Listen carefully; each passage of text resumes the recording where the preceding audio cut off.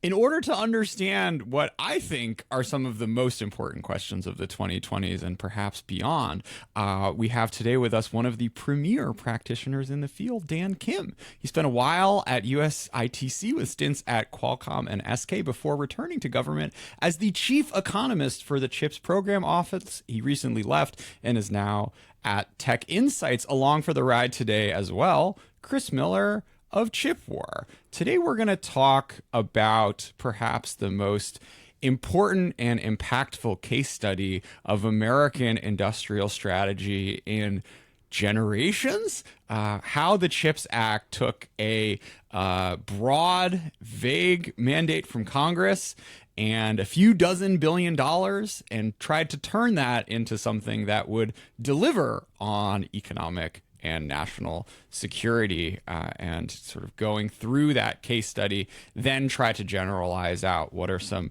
bigger principles for what government should be doing in regards to these themes. Dan, welcome to China Talk. This is a long time in the making. Well, thanks for having me here. When you get the mandate to try to help conceptualize what the CHIPS program office should be spending money towards, what was your thought process? Where did you begin? Well, first of all, thanks for having me. And I understand you actually don't do outro songs anymore, at least ones that are copyrighted. But if I were to choose an outro song, if I were to choose one, it would be Mad City by Kendrick Lamar. And we could get into why later in the program. Secretary Armando did ask me to come in, and we had a chat about how to draft up a strategy from a blank piece of paper, and executing it.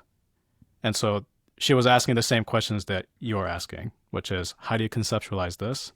Obviously, there were mandates from Congress as to why they passed it and what to pass it on. There were some specifics, like you need to spend at least $2 billion on mature node technologies. But beyond that, there weren't too many prescriptions as to what a good looks like, what success looks like, and how will we know that it worked. And remember, this is in the middle of COVID-induced supply chain shortages. There were parking lots full of unfinished cars near Detroit. In fact, I heard from some executives that there were unfinished Carnival cruise ships, billion-dollar ships that couldn't be finished because of $2,000 worth of accessory chips, the way they called it. And when I was meeting with the secretary while I was representing a company, the question was, how soon can you get another fab online? There was not a recognition that there was not a memory shortage at the time, that it was mostly shortages of other less advanced chips, things like MCUs and other things like that couldn't, finish a car. And so there was just this feeling of we need to get a little bit more of a handle, right, on the supply chains, and make sure that you have a steady supply of things. And again, we remember at the time that we couldn't make masks either, right, PPE. So that was the tenor of it at the time. At the same time, ChatGPT was launching. And I recognized immediately that as we were executing chips, that if we were in an upcycle, a demand-driven upcycle, that in the middle of the execution, there would be a down cycle, right? That there would actually be a glut in the supply chain, not a shortage. At the same time, we're trying to build more supply. This was going to be tricky. And so we needed to have a very nuanced view of what good looks like and how to execute that good. And I think the first assignment they gave me to do was to write what's called a Vision for Success paper, which essentially told the world. And I think you actually had a podcast about this, Jordan. I listened to it, and I was tempted to come on to explain why we wrote what we did. But essentially to explain what we're going for and what good looks like. So in it, we explained that we wanted at least 2 competitive clusters of leading edge logic manufacturing. We wanted to go for a mature node. We wanted to go for advanced packaging. Some focus on specialized technologies like, compound semiconductors and others. Some interpret that as, well, why don't you just ask for everything? But if you look at it carefully, we couch the language very carefully to communicate with potential applicants and with Congress and to the world about what we were aiming for. And we were aiming for a lot. The paper I wanted to initially write, Jordan, was not about necessarily what we're hoping to achieve, right? What good looks like, but actually a diagnosis of how we got here in the first place, to try to describe the disease that we're trying to cure rather than what a healthy patient looks like, right? And I think, Chris, you would have really enjoyed writing that because it's kind of a historical view of, well, if we're at 10% of manufacturing capacity now in semiconductors, but we started with 100% when we invented the thing and about 40% in the 1990s, how did we get here? And so the initial draft actually had some discussion about how the United States missed out on the foundry model and why, how we effectively outsourced all of memory production and why, and if that was a bad thing, to what degree, right? And a discussion about what's critical and what's not. We scrubbed that version because we didn't want it to be a historical lesson, and we wanted to have some targets out there for people to gauge. And so somewhere in the archives of the Commerce Department, there is that version sitting. And maybe at some point I'll resurrect it with you, Chris. But I think we needed to sort of understand, how did we get here and why is it a problem that sort of underlies the strategy of what then a good then looks like. So that was the initial thinking going in. And then one of my favorite sayings that, Mike Schmidt had, quoting Mike Tyson, was everyone has a strategy until they get punched in the face. And we would get punched in the face like about 500 times because we had 500 potential applications coming in. And we were way oversubscribed. And we had no prior experience as a government to execute something like this. But looking back, though, I think it turned out quite well. But we had lots of questions we needed to answer along the way, which I think is going to be the topic here in this podcast, as to how do you define economic security? How do you define national security? How do you measure it? Because we had to measure it to some degree, or at least have a framework around it, because we needed to make priorities because we didn't have infinite dollars. So some applications, yeah, go ahead. Could I ask, on that prioritization, so you mentioned the Vision for Success paper said 2 leading edge memory logic clusters, more memory investments, some foundational semiconductors, a bit of compound.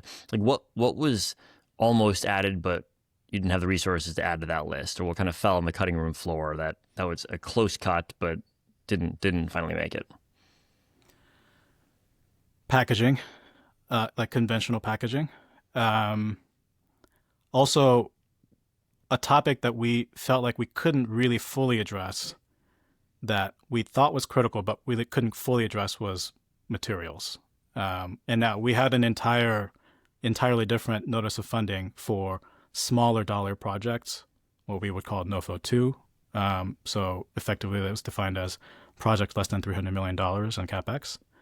But we recognized that the investment tax credit, which did so much of the heavy lift in incentivizing companies to come here to invest, 25%, which has now been turned into 35% through the Big Beautiful Bill.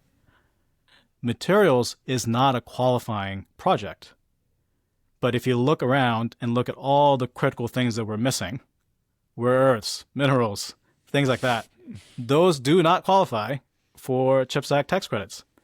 And because of that, if we would have said that we're going to go all in on materials, then we would have to then cover 0 to 25%, right, that the tax credit would otherwise cover for, say, fab or equipment manufacturing.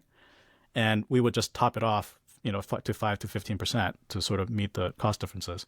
We'd have to meet like 40% of the funding. So that was sort of left unaddressed in the first Vision for Success paper, with the theory that if the big fabs are here, so if there is a TSMC cluster, if there is a Samsung cluster in the Austin area, if there are Intel clusters in Arizona, Oregon, Ohio, and if there's a packaging cluster in Indiana for HBM, for SK hynix, then that would induce their suppliers to also come along. That was the theory. But it turns out that they also had some hurdles that they need to meet before they commit to an American manufacturing base. I remember some suppliers from Taiwan coming to me and saying, "That's great that they're building fabs in the U.S. Come back to us when there's a third fab. Because before there's a third fab, it just makes sense for us to export this thing from Taiwan. But when there's a third fab and there's that much volume of production going on, then we will just want to build it ourselves, right?" And so each part of the supply chain had different economics. And even at the even at the fab level, the economics of building a leading edge fab, so different than building a mature node foundry. In terms of returns, in terms of margins, in terms of potential for oversupply from China, all very different. And so those are some things that were left out. And that sort of leads me to thinking about, if I were to design a tax credit, would I have the same amount of tax credit for every node, or would I have a different one? I think that's an interesting question too, right? But yeah, we couldn't address everything. So you're right, Chris. So we had to leave some things out.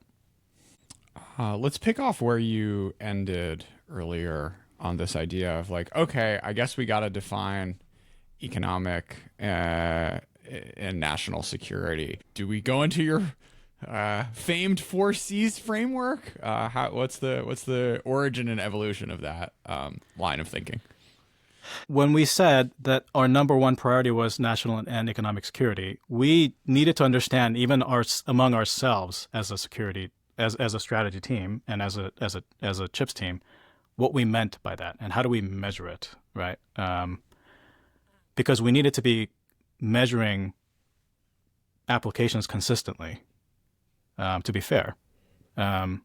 So I laid out, at least internally, this is all laid out in the notice of funding, but internally I called it, with Hassan and I, the director of economic security, 4Cs. Then they were capacity. Are we building volumes of capacity? Capability. Are we having technologies coming in? And we could talk about that a little later, because this is an under-addressed part of it, of economic security. And then competition. Are we encouraging competition, or are we at least not harming good competition that is out there, right, to the market? And then 4, criticality. Are we addressing end-use markets that we deem to be critical to economic and national security? So we looked at all 4Cs in every applications that was built into how we measure things. And then how do you think about these 4Cs in the context of like trading partners that are not China? Obviously, China's a unique case, but for Korea or for Japan or for Europe, where we're not concerned that the Europeans are going to cut us off from this or that chip. The criticality sounds different, I think. Capability seems different in a lot of ways. So walk us through kind of the friendshoring, if you will, aspect of this. Yeah, I think somewhere in the background, we did a lot of work trying to understand where the supply was coming from and how much risk there was for different types. And there's actually 2 dimensions to this, so a couple of examples here. I think it's obvious recognition. There's obvious recognition that for leading edge foundries, for leading edge logic, for GPUs and CPUs and mobile chips and connectivity chips, that there's a huge amount of concentration in Taiwan, partly due to its historical success and its execution, but also because there's a natural economies of scale that's built into manufacturing at the leading edge. It just makes sense for you to have a huge cluster to lower the cost of average production when the upfront capital costs are so high. Doesn't really make sense to break that up in different places unless the customers actually say, we really value diversity of sourcing, which wasn't happening for a long time, which was, part of the diagnosis that we wanted to try to make, but that was sort of understood. But you take memory, and I'll make a prediction here, Jordan. In 2026, memory is going to be a huge focus because there's going to be not enough memory to go around, not just high bandwidth memory, but also your average DRAM, your average NAND, things that are going to data centers. The average selling price will skyrocket this year, and we are predicting at TechInsights that we originally thought not that long ago that the semiconductor industry would hit $1 trillion of revenue in 2029. We think it's going to hit this year, 3 years earlier, partly because of that effect, right? There will be lots of discussions about whether we need to have more American-based memory production to make it more resilient. Well, there's lots to go into that. And first of all, Micron is building a lot, and kudos to them. They're building in Idaho. They're trying to build in New York. And it seems to be part of their plan, which is great. But memory production and how it operates in the market is quite different than customized ASIC chips or GPUs coming out of a leading-edge foundry, because it is a standardized good. And the market has achieved what an economist would call an oligopoly. There's 3 DRAM producers. They are roughly substitutable, not exactly substitutable, but they're roughly substitutable. And when I was at Hynix, what I found to be fascinating was that the CEO for your average server DRAM did not want to sell more than a certain percentage to any given customer, meaning they didn't want to be higher than X percent of market share for, say, Dell, because they wanted their customers to have some resilience of supply through other suppliers. This is very counterintuitive, right? But that's the way they wanted to do business, because they prefer to have a long-term contract. The market sets the price. The prices aren't set by these contracts. The market, depending on fluctuations in the supply and demand, mostly the fluctuations in demand, sets the price. And if a customer like a Dell or an Apple or an AWS has 3 qualified DRAM suppliers, then it's just inherently more resilient, right? And they could do that because it's a standardized good. There's standard set at JEDEC, but that is not how it functions at a customized leading-edge foundry, right? Samsung and TSMC and Intel are not out there saying, here's a standard, right? Apple, come to us with this standard, and then we'll all go away and figure out how to make this best thing, and then you could just substitute among all 3 of us. That's not how it happens. And so we knew that practically what does it mean to have dual supply?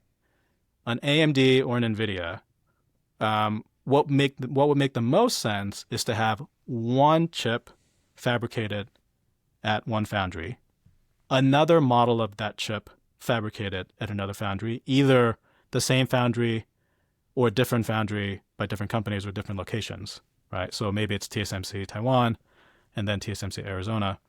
You effectively have different models produced. That's how resiliency would get built in. Memory doesn't work like that. It is more substitutable. So I'm going back to the question you're asking, Chris, which is, how should we think friend friendshoring? Well, there's not a one-size-fits-all description of that, because it depends on how the market works for that product. Are we more okay friendshoring memory because it is a standardized good, and it turns out that the most amount of memory comes out of an allied country? I say yes. Some people disagree with me on that, but I say yes. But is it okay to have most of your logic chips coming out of a geopolitically sensitive area? Yeah, probably not that great, right? And there needs to be some substitution. Then the question becomes, well, what kind of competition do you want as a result of it? And then you step back and say, okay, we got $39 billion. The industry spends about $150 billion per year in CapEx, and we got $39 billion in incentives for the next 5 years, which will come with conditions that industry might not like. So we have to be a little humble about what we're able to achieve. But at the very least, we had to at least signpost to what it could look like, right? So we did put out very clear statements that we value friendshoring, and we established a international engagement team within the CHIPS team whose sole purpose was to engage with partners and allies. So they would go talk to the government officials in Germany, in Singapore, in Korea, in Japan, and talk about very openly what we were seeing in the market, what we were going after. Some governments would come to us and say, we don't really have a strategy. We want to build more. And so, quite frankly, if there are projects you don't want, right, that are not quite making it to the, they've made it on the cutting floor to go back to our original question, can you point them to us? Because we have some money to spend and we would love to have some more. That's so sweet. Yeah. And some others would come to us and say, no, this is what we want. All right. And this is our national champion. Because there's like what you're describing of like letting, there are certain projects which might be good. We don't have the money for them. And so let somebody else subsidize them. And, there's an interpretation of that, which is sort of friendshoring at its best, that we're going to let our friends foot the bill for supply that we consider secure. There's another interpretation of that, which is that not what we did in the 1990s and 2000s and 2010s that led us to the current position of let our friends subsidize a bit? And they would object to the word subsidize, but debate that. That got us into the position we're in now, where we're highly dependent on critical goods from a small number of regions. So how do we think about that, letting our friends subsidize and winning manufacturing capacity over time? And how do you know when it's good versus problematic? Well, it's not about subsidizing necessarily. I think it's more, the way I think about it is, are there natural competitive advantages that our partners and allies have that we should just leverage? And is it worth spending the marginal dollar on to substitute away from that? Because at the heart of economics is about trade-offs, right? It's not a bad thing to want to onshore everything. We could have 100% of printed circuit board manufacturing in the United States. But with that money, could you do something else? And so that's, I think, is the way that we've thought about it. I take your point, Chris. It is the story of the semiconductor industry that in the late 90s up to today, the biggest market force, is this fabless foundry model, right? And before we criticize it, let's recognize that it's been a huge force for good for the American industry, because it allowed companies like Apple and Qualcomm and NVIDIA and AMD and Broadcom and Marvell to de-risk the risks of manufacturing capacity, right? AMD learned the hard way why it's beneficial to be fabless, right? And makes them more nimble. And it so allowed companies like Apple to create and sustain the most successful compute product in the history of mankind, the iPhone, right? It allowed NVIDIA to create an entirely new architecture of compute in AI through GPUs. It allowed AMD to compete with Intel, and challenge that monopoly. It actually allowed Intel as a foundry customer of its own for TSMC to sustain its customers even while their manufacturing capacity and capability was flagging. And it allowed Qualcomm to invent the future of wireless technologies from 2G onwards, right? And now they're doing 6G. If you were to ask them to then have their own fabs along the way, the level of invention would just be slower. And so I take a point that there is systematic risks that are built into offshoring.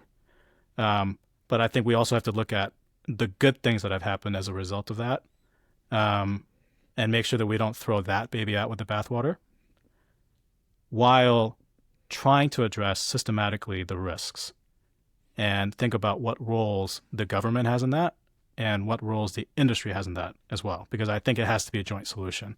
We couldn't have done CHIPS Act without a huge amount of engagements with fabless customers. They had to be bought in. It would not have worked otherwise.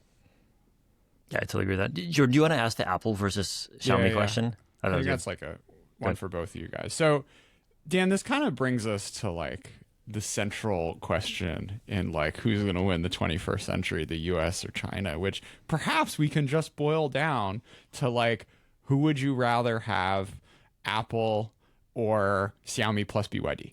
Maybe can't just do Xiaomi because that's kind of not fair.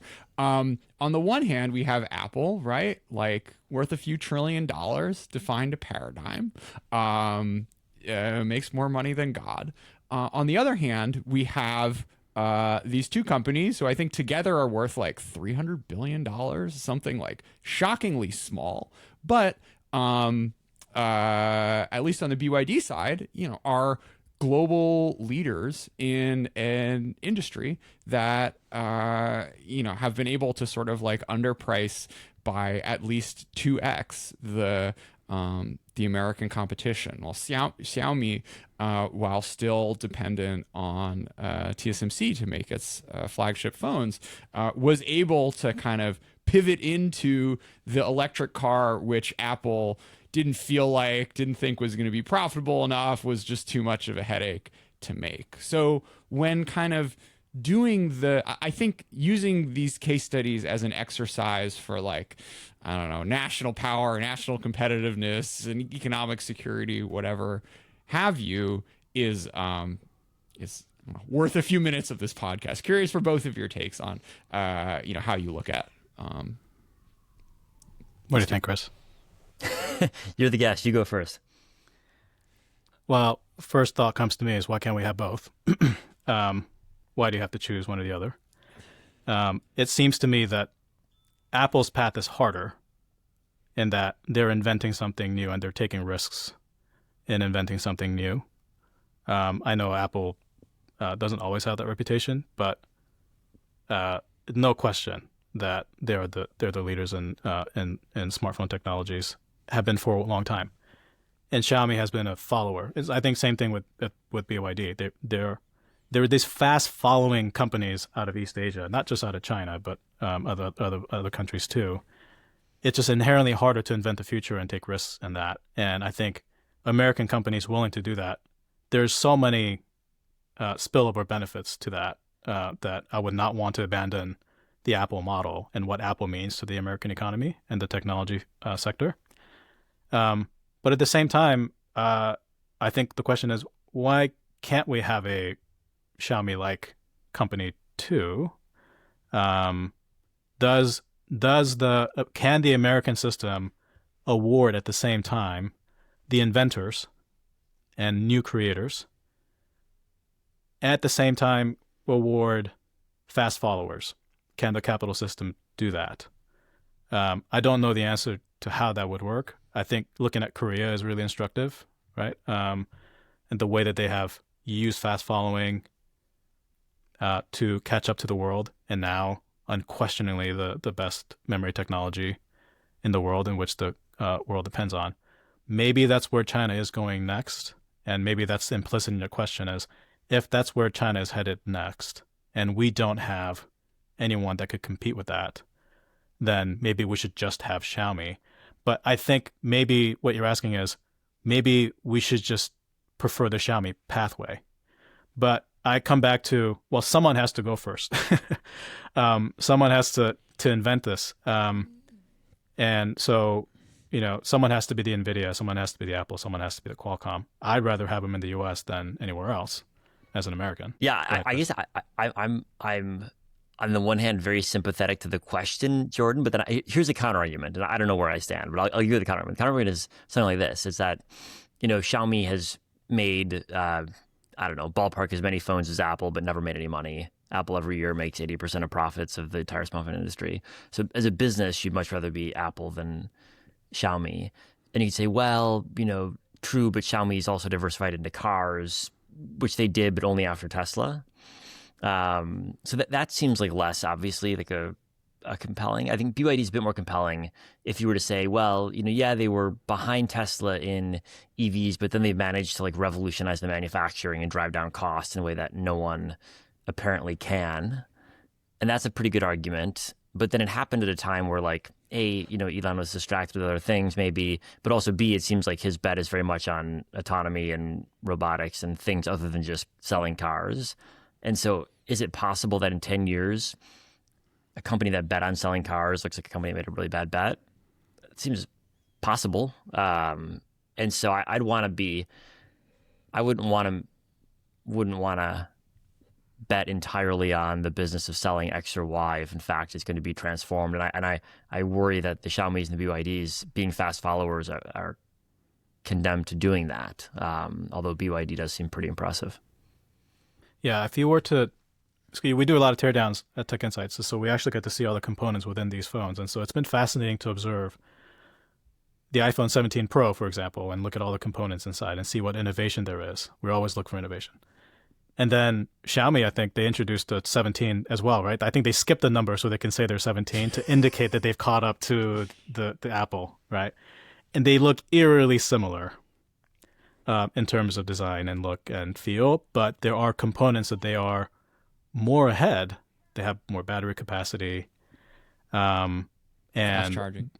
Yeah, fast charging, and they're using not Xiaomi design application processor, right? And if it's really interesting, if you crack open China-made smartphones, as we do for every phone that we find, with the exception of Huawei, which is entity listed, so they have to rely on Chinese supply chains and their own design stuff, how much American, European, and Korean technology is in there? In fact, there's not that much Chinese technology in those smartphones. So if you were to tell me, what is Xiaomi effectively? Fast follower by using globally available technologies. I think that's a different business model than what Apple is doing. Both have huge influences in different ways, but I think I would be with Chris on this one. But then I think the counterargument to you and me, Dan, is the following. Jordan, tell me if you agree with this. Is that that's fine if you're maximizing profit, but what if you're maximizing geopolitical influence? Do you look for a different set of variables? And is manufacturing output more or less correlated with geopolitical power than stock market capitalization? I think that's a really interesting question. I don't know the answer. Yeah, that's a good question. And I feel like we're venturing into theories that I'm not totally comfortable with in terms of, which one's better, right? I think we have to think about, I think the smartphone market in China is a really fascinating example. Clearly, the policy isn't substitute away from American technology as fast as possible. So far, it has been make globally competitive phones that we could sell into the market, right? I remember, do you remember, Chris and Jordan, when China tried to make its own 3G standard? And the American response to that among the industry was, you can't do that, right? That essentially says we can't sell into the Chinese market. You have to go to a global standard. And China looked at that and said, you know what? Actually, you're right, right? We actually need to compete globally. That is the path forward. I think the government seems to me wanted it, and the Chinese firms pushed back. That ended up being the dynamic. Right. And I think it's actually served China quite well, right? If you look at the smartphone market now, unless you're supplying to the Chinese smartphone market, you are not really a competitive supplier into the smartphone supplier market. Or at least you're very limited, right? And so I think it in terms of, if you're looking at it from a Chinese perspective, I think it has helped it has had numerous benefits. Are you more self-sufficient than you were? To some degree. Would you be more self-sufficient if you were to say, we need to have our own standard, we need to have our own goods? That's a different world, but they didn't choose that. So I think it's really instructive. And I think instructive for the AI world as well. How far do they want self-sufficiency? Because if you look at the semiconductor industry and the markets they serve, it is really about international technology partnerships. What is an NVIDIA GPU? It is an American technology coupled with Korean and American HBM technology, made in Taiwan, packaged somewhere else, and sold to globally. That is incredibly powerful. And if China's response to that is, we're going to do everything ourselves, I think that's inherently not a winning hand for them. So I don't know how far they want to take this, as much as they're saying they want to be self-sufficient. All right, let's do the sharp version of the Chris question. Cute $4 trillion valuation you have there, Apple, Google. Wonder if a World War III would get in the way of that. And if a sort of dramatic conflict or even a sharper version of some, economic warfare escalation, like if the rare earth thing wasn't just like solved, is what the domestic manufacturing capacity, which the sort of fast fashion manufacturing version of like the BYD, Xiaomi, even DJI version of kind of economic productivity, which is something that the Chinese model seems to emphasize, would maybe give you a bit of an edge or have some benefits above the kind of like America giant richer companies that are more globally dependent. Yeah, and don't make as much stuff at home.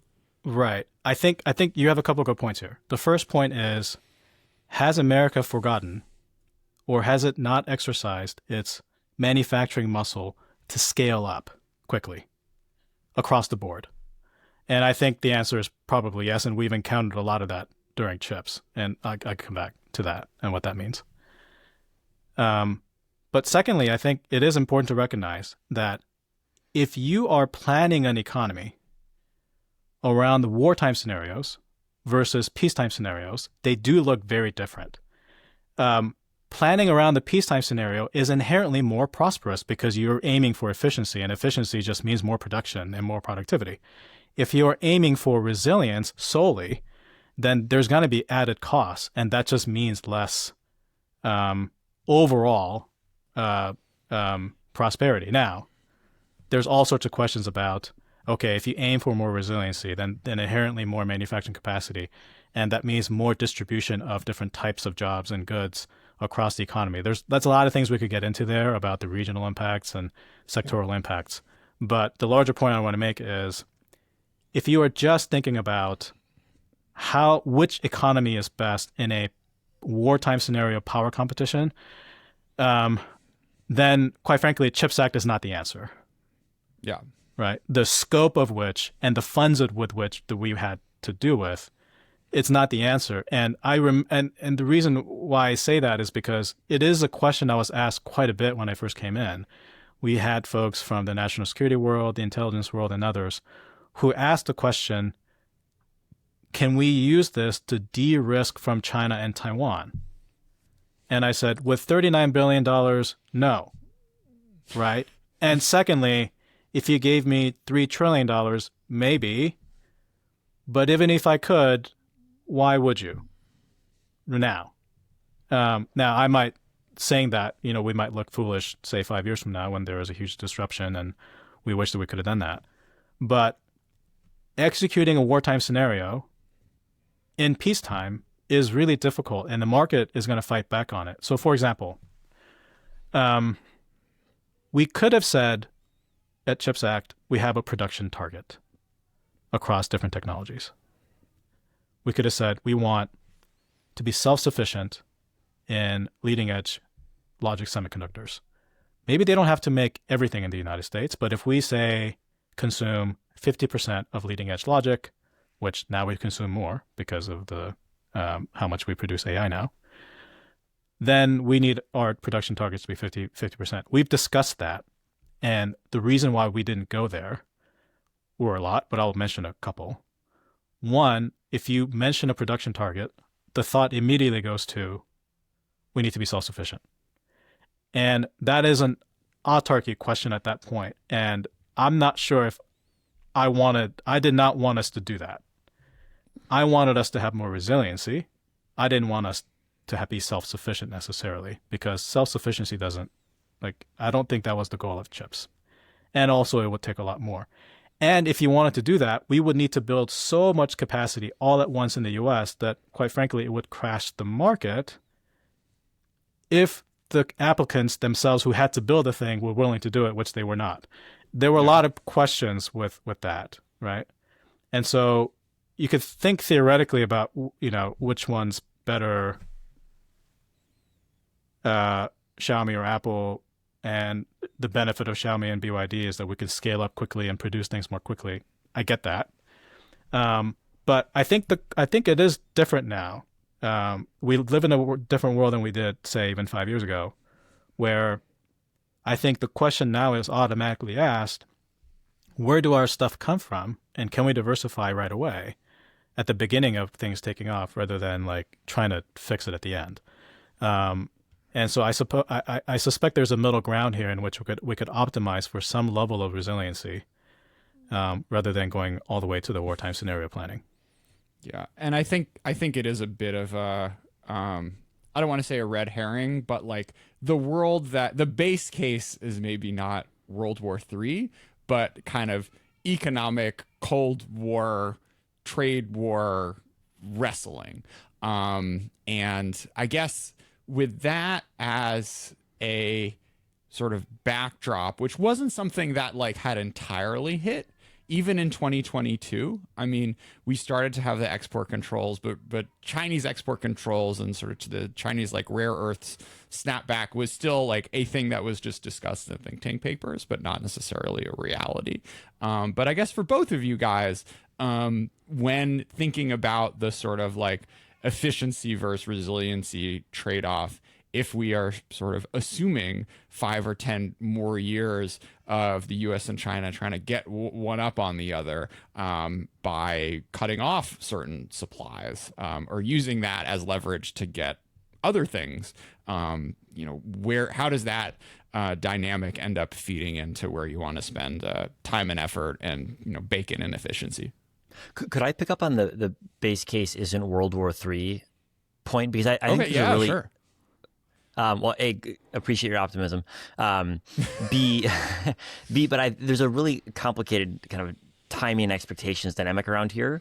So like, if you take it as the fact that base case is not World War III, which I indeed hope it is not, and then you prepare to with that expectation in mind, you make yourself unable to stand up to the other side if they are in fact preparing for World War III, and then in a crisis you can't actually stand up to them, and the crisis doesn't get all the way up there because you have to fold earlier down the escalation ladder. And so you get back to the kind of Cold War era. Why do you need 10,000 nuclear missiles? And it's because being able to go all the way up the ladder actually has an ability to has an impact on your ability to stand on the other side during a crisis. And so on the one hand, I'm totally with Dan that you wouldn't want to pay a $3 trillion price tag today to insure yourself against something that is probabilistic and might not happen. On the other hand, if you follow that logic all the way to its conclusion, you end up unable to stand up for your interests at all. And that's actually a really tricky balance. I don't know where I would fall on that kind of spectrum of answers.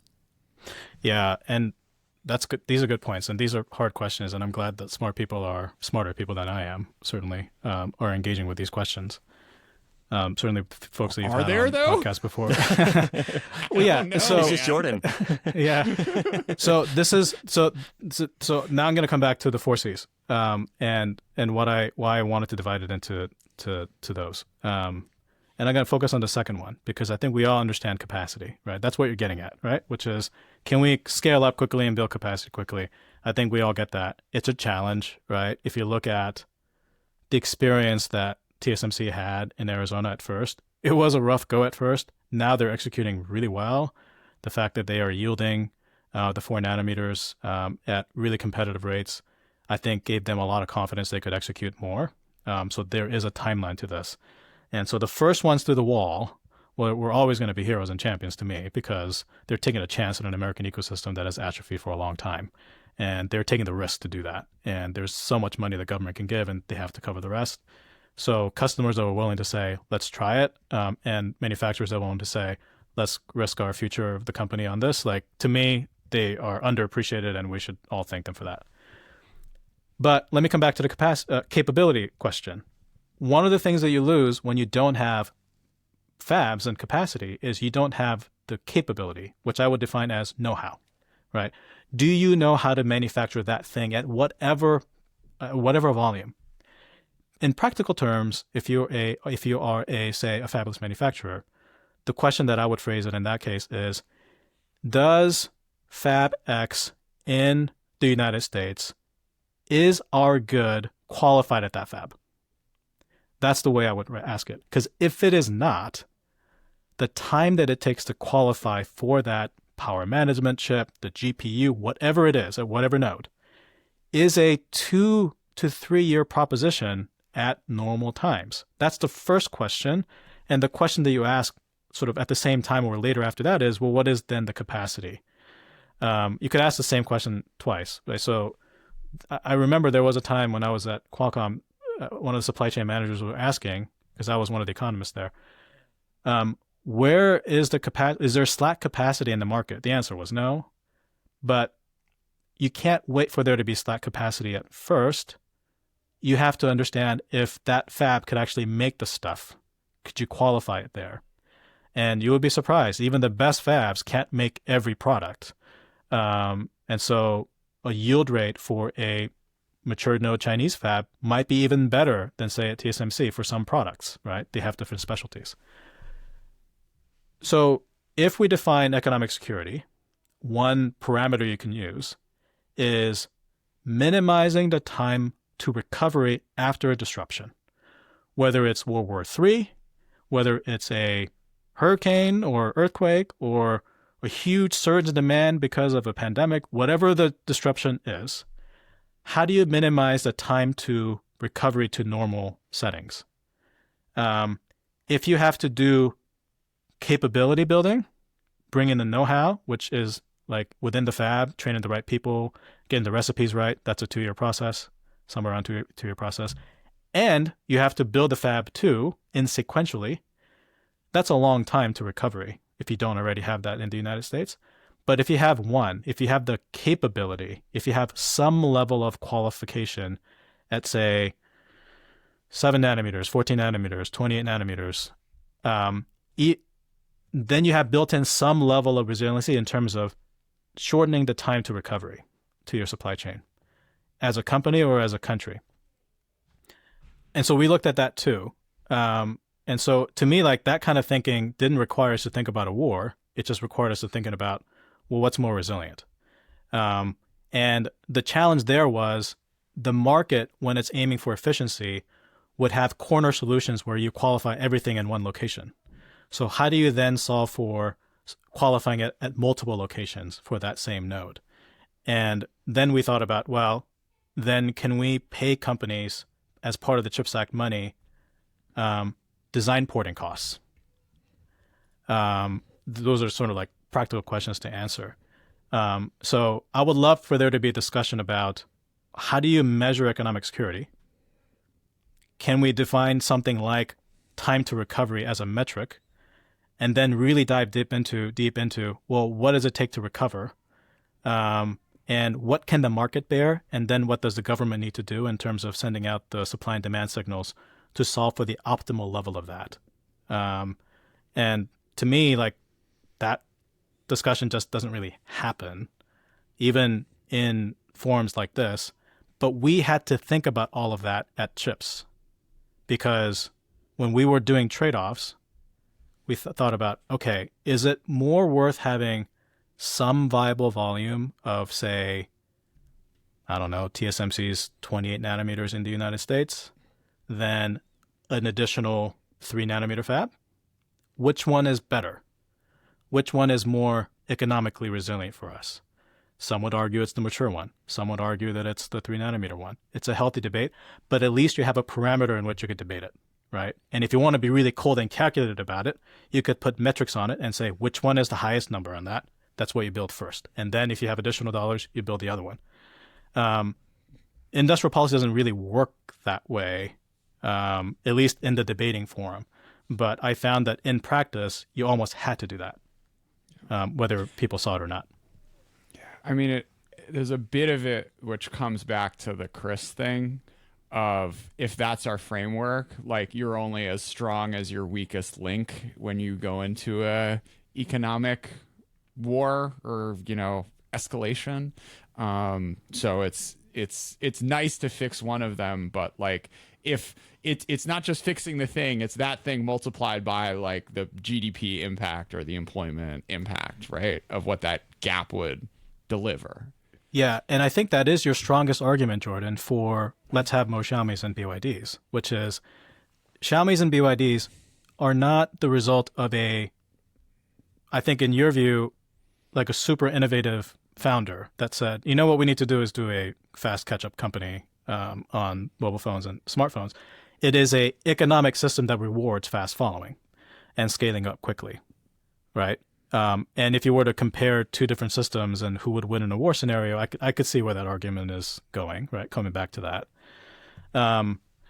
I would still think that there is more thinking that needs to be done about, like, how do you optimize for both peacetime prosperity while, living in a world of two-power competition, right? Well, but I think, Dan, it's not only the kind of wartime scenario, and I agree with you there, but there's also then the kind of economic warfare scenario that we're living in right now, and there the calculus is complicated to me because you've got the question: if you don't have this component, what's the downstream disruption? And so you're back to your kind of 10-cent microcontroller and your $10,000 car or whatever.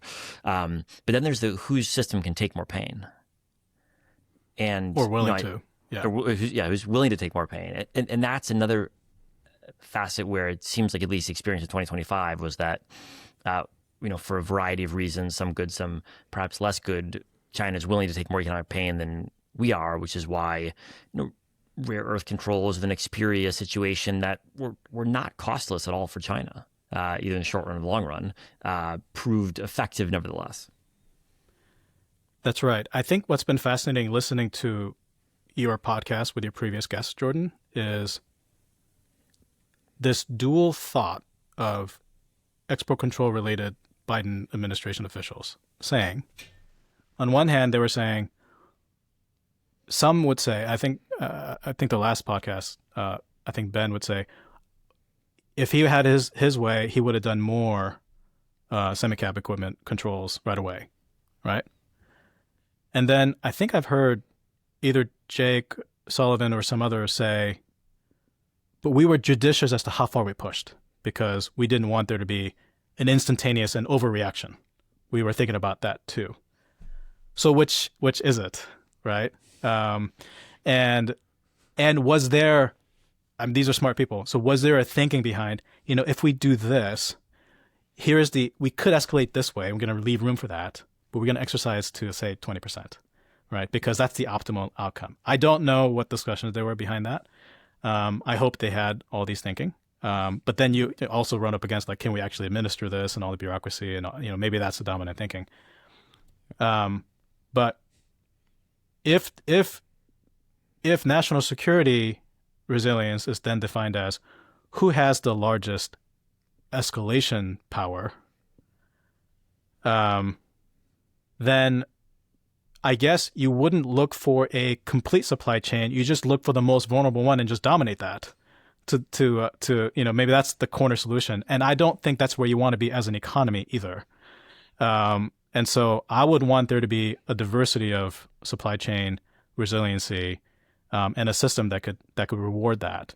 I think it's fascinating that financial institutions now are looking into how to fund resiliency into the economy. Like the JP Morgan Chase Resiliency Initiative, I would love to see how that pans out. How would they define that? And how do they define where to put their own money into? And what will be their willingness to not optimize for profitability for the sake of resiliency as a bank? I mean, these are fascinating questions to me that is being played out in real time. And I hope that we will find that our resiliency system, or however that ends up, is more dynamic, more prosperous, and more secure than the alternative. And Jamie Dimon gives China Talk a call. Let's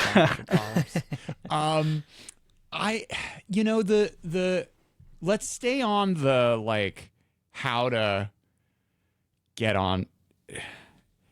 Yeah, Chris, can you talk through your the offensive versus defensive mix in this sort of thing? Because, we were talking earlier just about how how dependent the Xiaomis of the world still are. And I mean, you just mentioned the financial system, right? Like that's a whole nother giant can of worms if you are a Chinese economic policymaker stressed out about getting into some economic escalatory ladder with an American president. Well, how to tie the chips manufacturing industrial strategy piece of this with America developing and maintaining leverage over China in an economic context? Well, I don't have my thoughts completely straight on this issue yet, but the best explanation I've heard, this is not mine, this is somebody else's, but is that intermediate goods are uniquely powerful as economic weapons relative to finished goods because the disruption they cause is so much larger. So if you cut off the sale of a smartphone chip, you disrupt the smartphone industry. But cut the sale of a microcontroller, you impact dishwashers and autos and a much broader. And if you cut off the sale of photoresists, if you've got a monopoly on photoresists, maybe you could shut down an entire country's production base if your monopoly is in fact that strong. And so I think there are like different offensive versus defensive dynamics around different types of products. But I'm not sure we've got a clear sense of how that generally falls beyond a general view that the earlier you are in a supply chain, the more disruptive potential you probably have. Yeah, I think also there is inherently a higher cost if a supply chain is already set and not emerging for substitution. So I remember when the Japanese government placed an export control on photolithography materials on Korea because of some unrelated, political issue, and it was an odd moment for the industry because there's nothing they can do. The industry, there's nothing they can do to make historical grievances between Korea and Japan go away. I mean, try as you might. That's hard, right? So what do you do? And I think it was really interesting that after Japan did that, they almost immediately moved to almost soften it. If just to say, we can exercise this, but we're not going to. Right. So how does the industry react? It gives them a terrible choice. Live with the risk or encourage a domestic supplier that's going to be inferior for the next few years. And if and when that does come online, do you then redo your supply chain and your qualifications based on that inferior chemical? That's also a terrible choice to make. It's just anytime you introduce a disruption in an established ecosystem, it's just hard, which I think is fascinating about the export controls and AI debates now. And Jordan, I think maybe this is a time when I could make a comment that I hope will not be mistaken for lobbying for NVIDIA. Okay. You have had many guests on, and you've said on your podcast that you would like someone from NVIDIA or someone that is, advocating for NVIDIA to come on and make the case that they should sell H200s into China. And you had many guests on that argue very powerfully about the national security arguments on the other side, which is that you should not sell any there and that it's all about, the amount of compute. If you're taking a long view, and I'm not saying I'm advocating this necessarily, but I am concerned that the national security establishment in the United States and our national security champion, like it or not, in NVIDIA, are talking such different languages towards each other that I think that's inherently risky. One thing that is not being mentioned is what is the optimal amount of American-made AI chips in China? Is it zero or is it not zero? And I think you can make the argument that it is not necessarily zero for the very reasons we're talking about here. If you let that supply chain set into the AI ecosystem, it does give you leverage down the line to exercise that and take it away and have it be costly.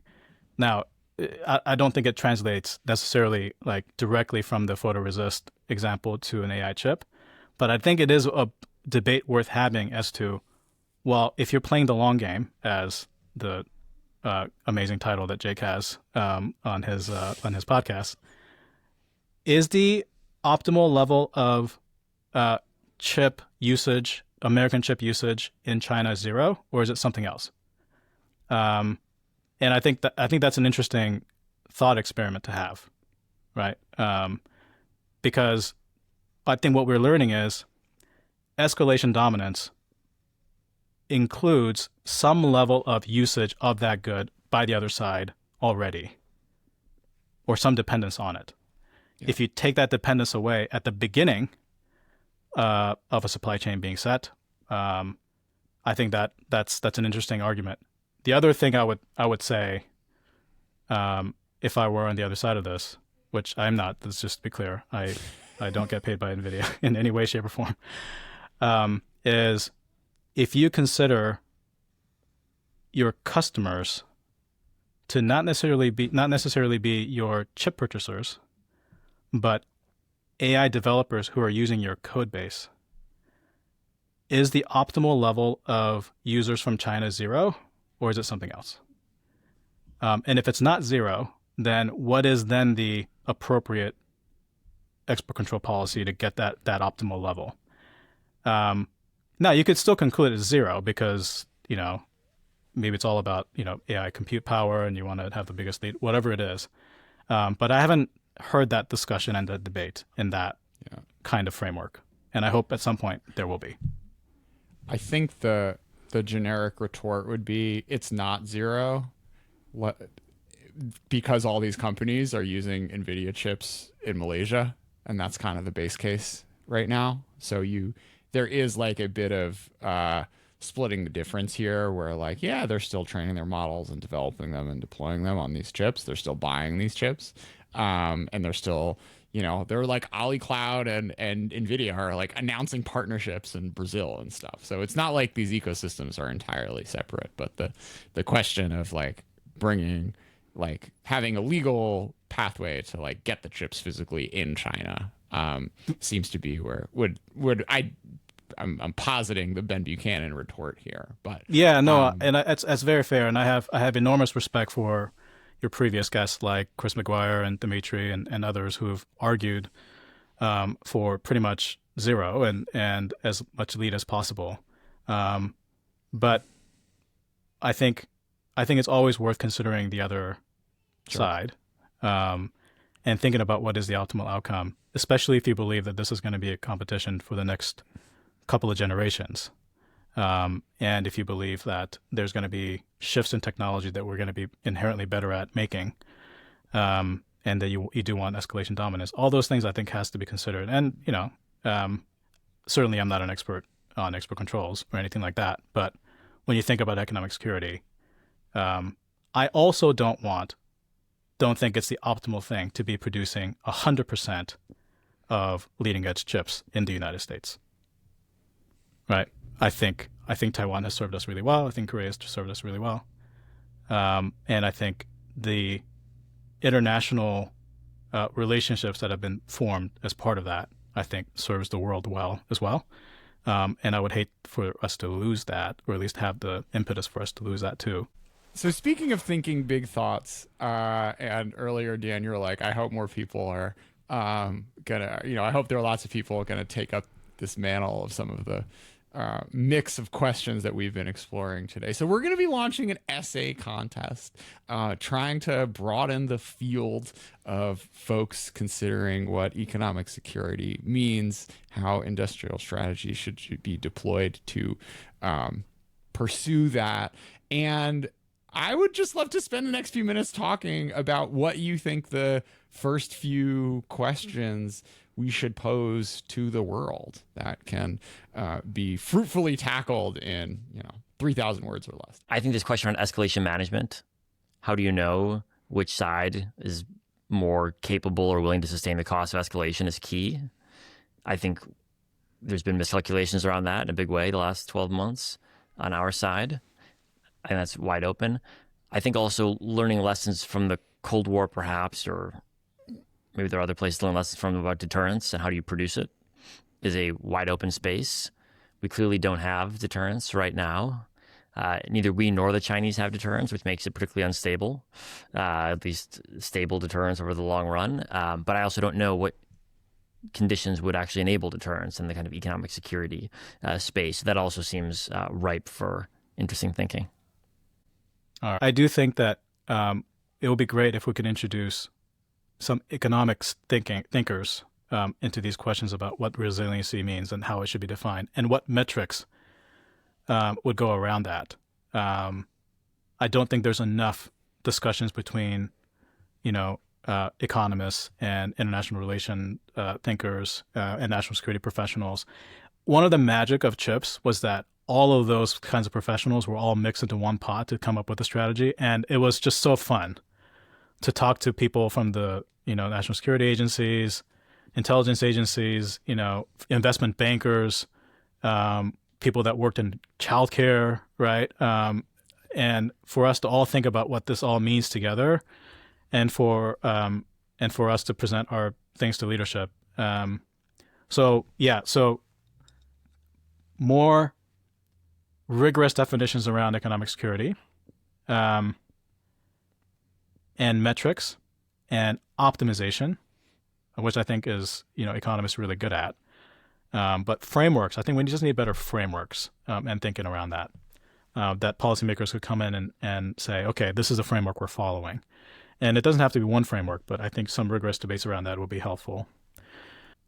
What are some other things? I think institutional design around economic security and execution is worth some thinking about. So CHIPS Act had two components to execution and in institutional design.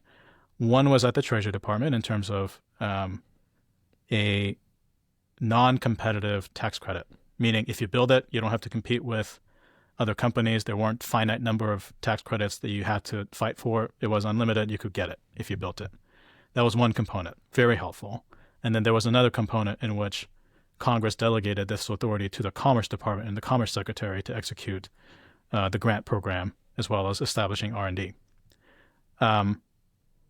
We noticed, in the economic security statements and work from CFR, one of it was for there to be an economic security office in the Commerce Department for them to take it on.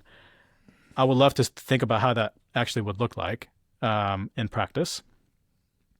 But I would also, I think at this stage, have an essay that would compare the strengths and weaknesses of different types of institutional execution of this. So for example, what would a independent agency like, say, a Federal Reserve for industrial policy look like? What kind of mandate would they have delegated from Congress? What would their metrics be? And what tools would you give them? And I think this is a relevant question that I think will be really interesting for industry, at least, because they are having to contend with very different approaches to industrial policy execution, depending on who is in the White House. I'm not saying one is better than the other.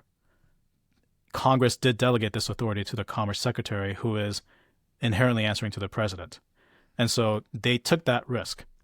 So for Congress, is that a risk that you want to continue to take for the sake of keeping it within that process?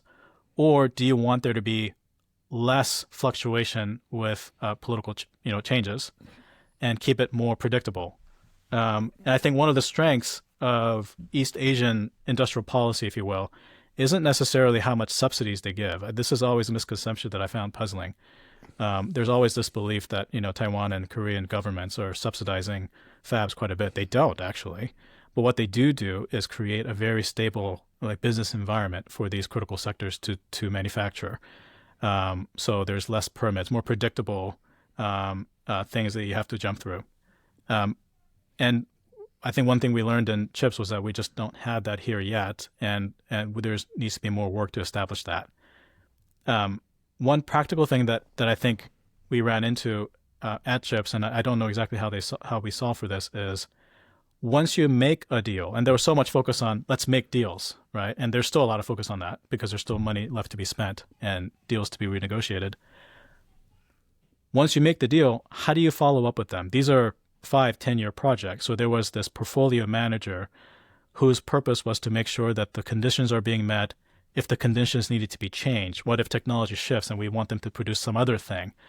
How do you do that within the chips team concept, right? Do you want that still to be in the Commerce Department? Do you want that to be somewhere else? How do you want to do that? I think there's strengths and weaknesses to all these approaches. I don't think it's a good outcome for you to just do a tax credit. I don't think it's a good idea just to do grants, but some kind of thinking around how to institutionalize this now that we've had our first lessons with chips, I think will be really, really interesting. Secondly is how much coordination do you want between protect and promote? Because in practice, the export controls and promotion of building fabs, there was really no formal mechanism for there to be good communication between these agencies and these communities. Now, it happened, right? So I would have good conversations with Alan Estevez's team, really good, really good staff on both sides. They were able to communicate more. But oftentimes we kind of looked at each other and said, we should work with each other more formally, but we don't, unless there was like a very specific interagency ask for us to do that. But that was rare. So for example, we had to define what we thought critical technologies were that we wanted to prioritize at chips, that we wanted to invest in. You could easily think of that as, well, what critical technologies then do we then need to control, right? But we didn't think about it that way until we had a discussion with folks at BIS and Defense and others. Is it worth creating like a watchtower where everything related to industrial policy is being considered, and you give them the tool sets, both demand side and supply side and export control side, to execute this vision that you have, rather than doing everything piecemeal? I remember having a conversation with the Commerce Secretary, and I told her, I said, you realize you're the closest thing we have to a semiconductor czar. You're the only one that really sees what we're doing in terms of control as well as investments. And it's really up to you as to how much we coordinate, how much you want us to coordinate. And it feels like maybe it should be someone's responsibility to oversee everything there. And the White House did a lot of that, but they had a lot of different things that were pulling them in different directions. And so in a world in which it's not just semiconductors, but all critical sectors, capabilities, does it make sense to create? What institution does it take to execute all of that? I think is an interesting question for us to ask in your essay question. Yeah, and I think particularly as we're living in a world where the Department of Defense is increasingly getting these huge loan authorities and striking, purchase floor, price floor agreements and what have you, that like commerce, defense conversation, as well as all these like export agencies, which we haven't really talked about. But there's a lot of different pieces and a lot of different tools on the table. And, there is not one craftsman. There is not some central, like, METI organization that's in charge of, dialing all these things in for better or for worse, I guess. But yeah, cool. For sure. Okay. Yeah. All right. Last one for you, Dan. Sure. Say you have like $5 million to spend to build a little team or commission some, more ambitious things than what a China Talk essay contest can deliver. How are you spending that money? $5 million. Okay, 10. No, Fine, yeah, sure. I'm gonna exclude myself here. I think the chips team, the one that was there now, the one that's there now, one that was there before, is one of the best group of people I've ever met, and I think a national treasure.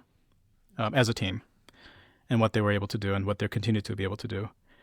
If I had $10 million, I would find a way to pay all of them more money so they could stay longer and continue to execute, because I think institutional muscle is very important for the country. So if there's a way to, there's some people obviously that came from, they've made their money and they came to government to serve. Maybe they don't need the pay bump, but there were a lot of up and coming early career folks that could have gone elsewhere that decided to join. I would have loved to find a way to compensate them like more market value so that they could stay and longer. So that's maybe where I would spend 10 million. If you were to say 10 billion, that's a different question. But I think 10 million, I would say, yeah.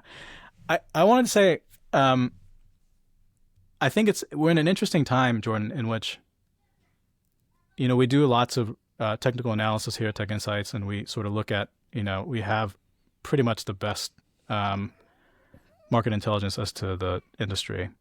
What's striking to me is the U.S. and China are both so dependent on foreign sources for their AI hardware and critical technologies. Neither are anywhere close to being self-sufficient. And I suspect that'll be the case for many years. And so industrial policy is, as much as we talked about insourcing and domestic production, it's also about international relations too, recognizing the dependence. And as we said, maybe there's a right level of dependence. And so I have to, give a lot of credit to companies like TSMC and Samsung and SK hynix for choosing to invest and partner with the United States in whatever political environment they find themselves, willing to look past the faults, and choosing to believe in the best of America and partner with them. And that partly because of White House pressure, partly because of customers sending the right signals. But I think at heart, when I talk to these executives, I think it's because they fundamentally believe in the United States and what it stands for. And I think we should just never forget that. And so when I said I would love for the outro song to be Kendrick Lamar's Mad City, there is a line at the very beginning in which, Kendrick's taken us down memory lane of his childhood and the neighborhood he grew up in, which was really rough. Some violence happened in his neighborhood, and someone's talking to him, and he says, "Man down." And it says to Kendrick, "Where are you from?" Questioning where he is from. And you should probably bleep this out because I'm going to, drop the F-bomb here because it's in the song. He says, "Fuck who you know, where are you from?" Right? And then to reiterate the point, where your grandma stay? Right?